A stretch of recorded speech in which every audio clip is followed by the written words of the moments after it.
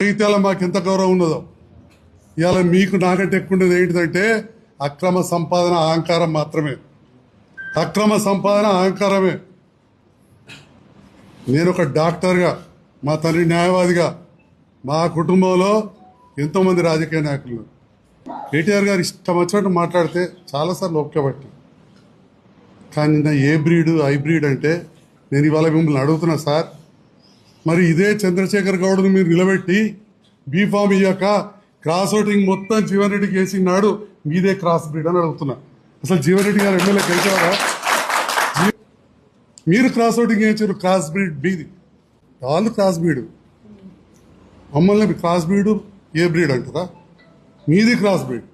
మాట్లాడితే మేము ఏనాడు కూడా, మీరు ఎన్నోసార్లు అన్నారు, ఒకసారి ఈ పార్టీ అంటాడు, ఆడుంటాడు, దాన్ని ఏదో అట్లుంటే వ్యభిచారి అంటారు. మరి మీరు చేసిన పనికి మీరు ఎంతమంది చేసుకున్నారో ఆ చేసుకున్న దానికి మీరు వ్యభిచార కొంప నడిపినాడు అలా మిమ్మల్ని.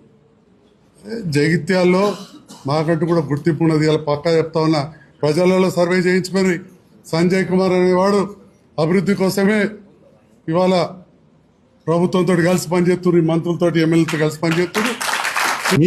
మీరు క్రాస్ ఓటింగ్ చేయించే క్రాస్ బ్రీడ్ మీది. రాజకీయంగానే మాట్లాడుతున్నారు, మీరు వ్యంగ్యంగా మాట్లాడుతున్నారు. నీ వెనకాల కూర్చొని నీ దోస్తు కిక్కి అని అడుగుతాడు కొరుట్ల సంజయ్. ఈ కొరుట్ల సంజయ్కి ఈ సంజయ్ కుమార్ కంటే ఎక్కువ ఆస్తులు ఉండనా? మా పైన క్రాస్ బ్రీడ్, ఈ బ్రీడ్, ఏం బ్రీడా? ఈ బ్రీడ్ కంటే బెటర్ బ్రీడ్ 100% గ్యారంటీ చెప్తా ఉన్నా.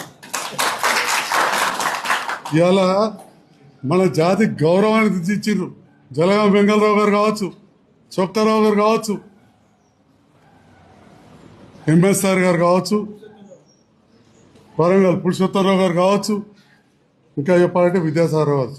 ఎన్నడూ కూడా జాతి గౌరవం, కులం గౌరవం దించేలాగా ఎన్నడూ ఏ ప్రతిపక్షం మాట్లాడలేదు. సిఎస్ రాజేశ్వరరావు గారు ఇవాళ కల్వకుట్ల కుటుంబం రాజకీయాలకు వచ్చినాకనే వెలమ జాతి గౌరవాన్ని దించుతున్నారు. అందుకే ఈ జాతి గురించి తప్ప మాట్లాడుతున్నారు.